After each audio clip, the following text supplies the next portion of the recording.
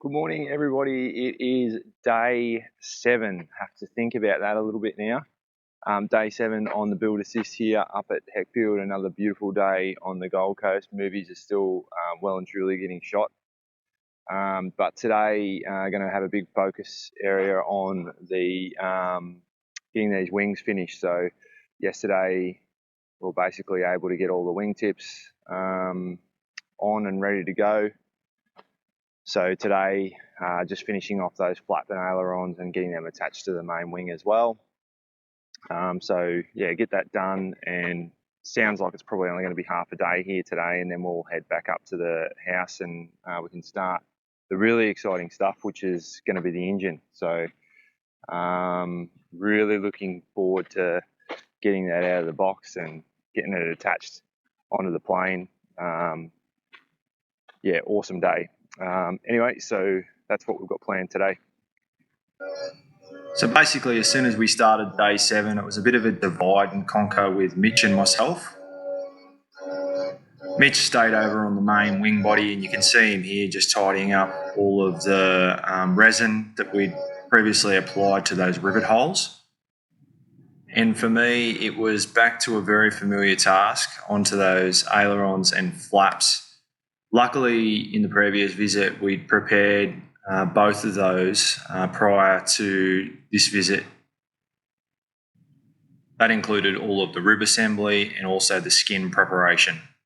You can see in this clip, I'm taking the pre-assembled ribs and starting to assemble directly in underneath the skin. I wanted to show this process with time-lapse throughout, just to show the aspiring builders who are watching what you can expect in terms of the build assist, because assembly of the ailerons and the flaps will be a major component of the early stages of your build. I'm making an assumption here, but I believe that the reason the wing assembly is so early in the build process really points to the fact that it introduces you to a number of the key building type activities that you'll require throughout the build assist. Once we'd positioned and fastened all of the ribs in underneath the skin with Clicos, it was then just up to myself to go through and clear the holes, get them ready for riveting. I'm not sure how other builders feel about that process of riveting, but for me, it's so satisfying. And the reason is, for me, it feels like I'm closing that part of the build and I'm just another step further down the track. It's also now a part that I reflect prior to bringing the rivet gun out, just to make sure that I once again go over the manual and ensure all the work that I've completed has been done to the manual's specification. Simply because the act of closing up means there's a heap of work that would need to be done to de-rivet to get it back to open.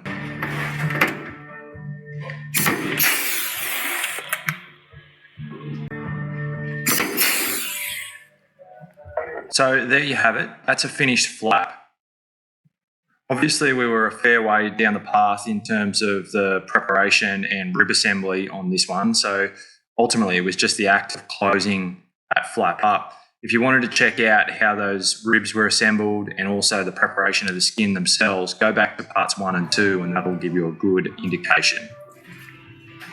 Once that flap was done, it was then over onto the aileron, and basically a rinse and repeat in terms of what we'd done previously in the morning. So the next sequence of video just shows the rib placement in underneath the skin of the aileron. How far are you guys here? About ready to run?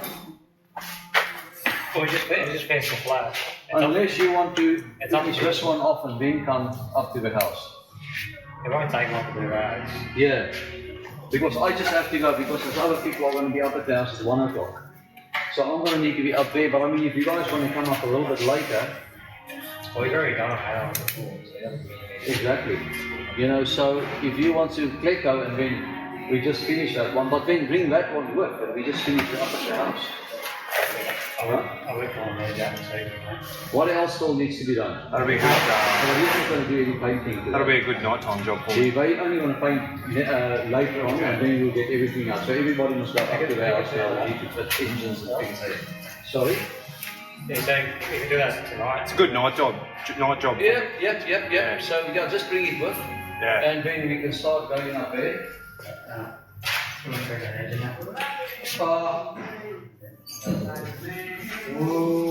It's not that critical. As long, I mean, now it's going to be 100%. I want to get the firewalls in preparation so we can get an engine on and we can get the prop on so we can start doing those other things. Okay?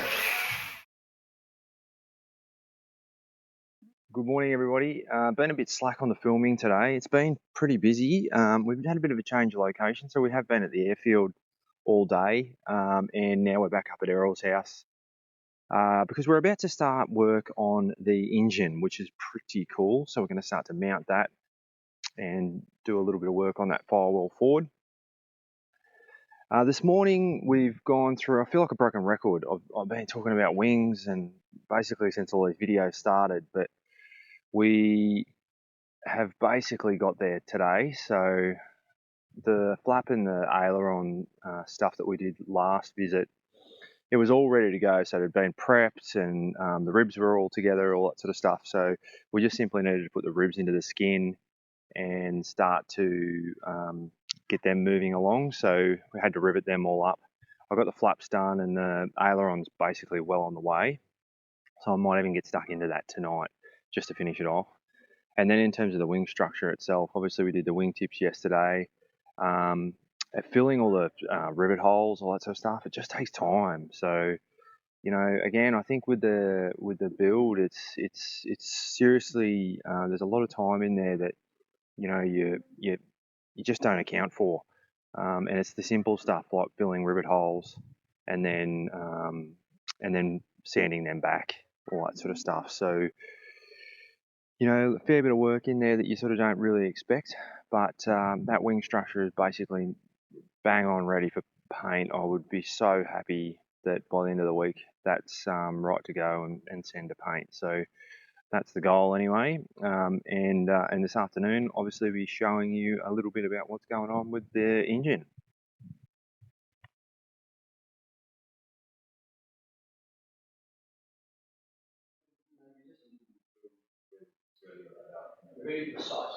Hello, old friend.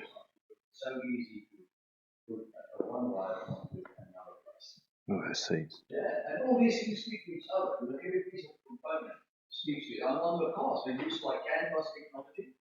Use for things to speak. Is that first of all, this must go in there. We want to fit the front wheel. Once the front wheel is fitted, then this will have to be strengthened. And once that, you see, this is where I said the strip but go in there. That has to be dimpled. Yeah. That is the one that we need the dimpled eye for. The big bang. But that literally goes in there, and when this is all riveted together, once that's riveted, then you can fit an engine. And once you have got the engine, you don't need to support it anymore. It sort of sits on its own free wheels. During the day, I had Paul, Bruce, and Tash arrive on site, and they were demoing the Sling TSI and Sling High Wing. Thanks to Paul for taking the footage as the engine arrives. These guys are obviously very early in their build assist, and it brought back a lot of really good memories for me in terms of the first time that I met Errol and Marietta. So if you're interested in a Sling High Wing perspective here in Australia, give their channel a subscribe at Sling High. That's pretty cool, mate. It's nice to see it in the flesh. It's a big part of the plane, isn't it? It's a glider.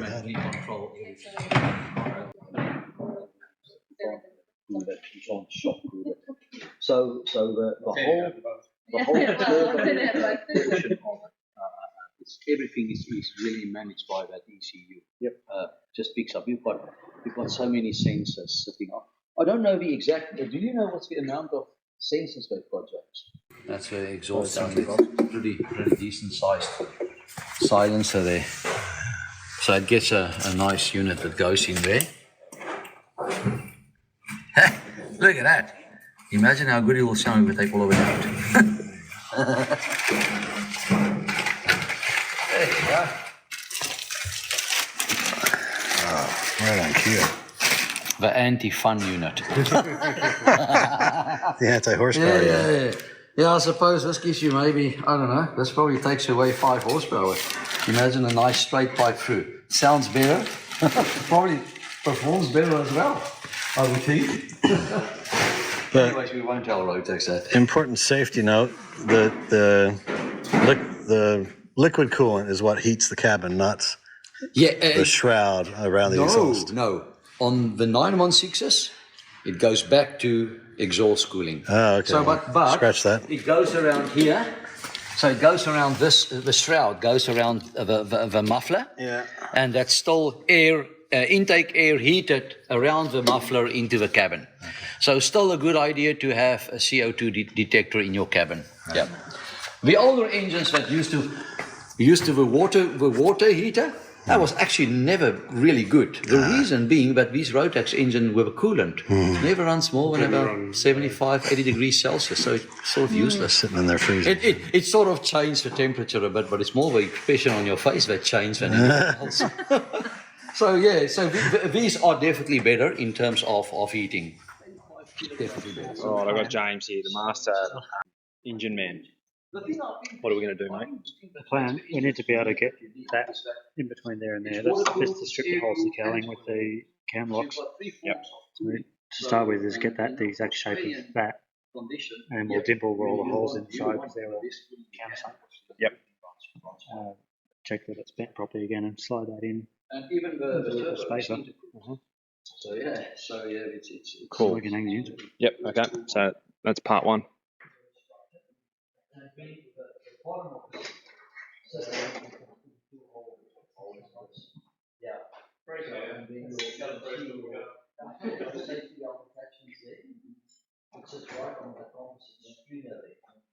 So for that thing to rip out of there, it has to. I have always used So these ones, they're that same body frame. yes. And they have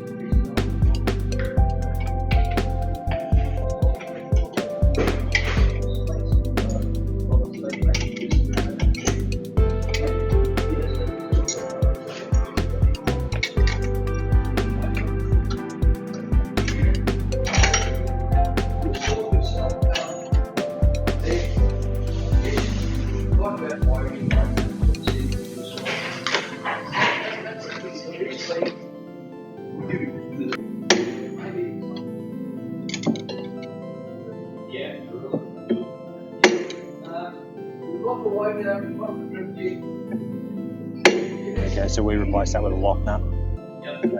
Okay.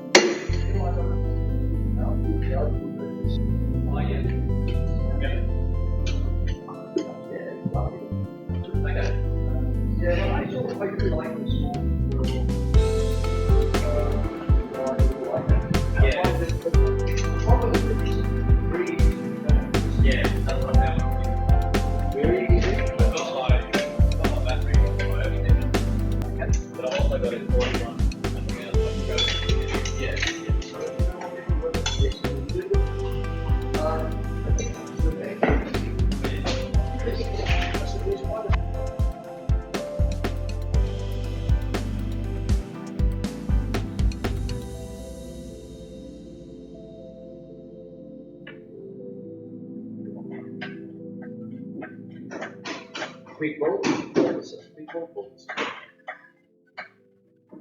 Okay. So mark it as light place.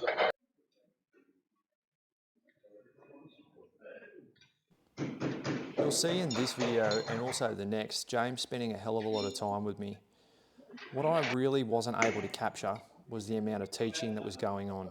James is a very softly spoken young man, and my microphone just simply couldn't keep up with the dialogue that was going on. Again though, it's just a simple reminder for me the value of this build assist process. The ability to spend time with James and tap into his knowledge into all the critical areas of the engine and the parts of the engine that I need to be worried about maintaining and also inspecting.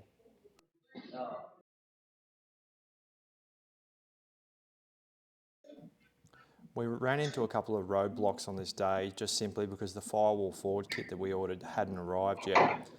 So we just had to manage a few things. Okay, yeah, so the replacement will be in the firewall forward kit. Yeah. Righto. And that'll have the heater won't run off that, the heater runs off the exhaust. Okay. That's the coolant attachment? Yeah. Yeah. There's one here and the other one's on the other side. Yep. They go down around under the radiator. No, this as well. Yep. You know, the skins that goes around on here and around here. Yep. And once we've got all of that in place and clear coat in place, then we can look at how the engine cowls will fit on here. Okay. Yep. So I think that's sort of what we are working towards, is to sort of get engine cowls, everything, you know, very close to fit. Okay. All right, kicking off with the external alternator. That's the bracket for it. With the equipment that I've selected on the TSI, it was a necessary addition to have the external alternator to ensure that I had more than enough load capacity to fuel my equipment for the IFR certification of the plane in particular. Right. Right hand side of the gearbox. I'll just take this off as well for the sling installation. Yep. Okay, so we've got to get this little piece off to fit the alternator. So just working through how that works. Do you find the engine installs to be pretty consistent? Like they don't throw out too many curveballs? Yeah, and everything's pretty straightforward. The manuals are good. Yeah. Use the Rotax manual and its own manual. Mm-hmm. It's got one fitting out to the oil cooler, through the oil cooler into the engine. Yep. And two lines underneath the engine. Underneath. Yep. Okay. And then a breather that goes out the bottom. Upside down and forth. That's the drain plug. Yep. Change the oil.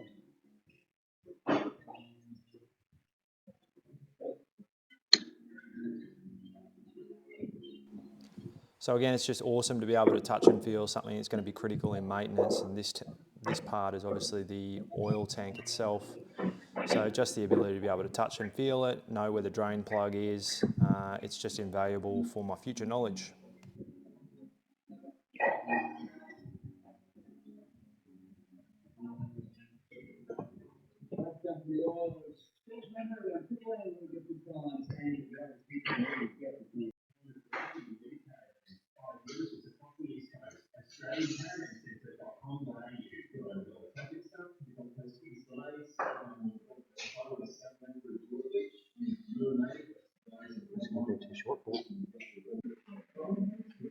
This is the magnetic plug. When you do your oil change, it's got a magnet on the end. It'll pick up any metallic bits, like in the gearbox or in the engine. Okay. So this point here? Yeah, so that one. Yep. And you do the oil change, I'll unscrew that and have a look at the magnet.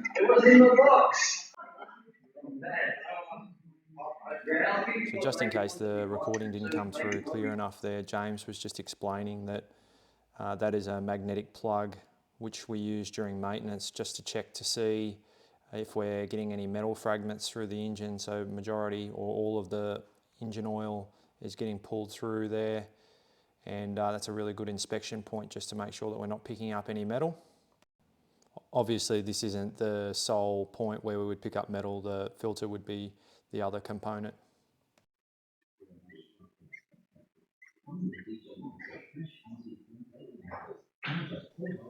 So it was knock-off time for the boys this afternoon, and this was the final activity that we were doing for the day.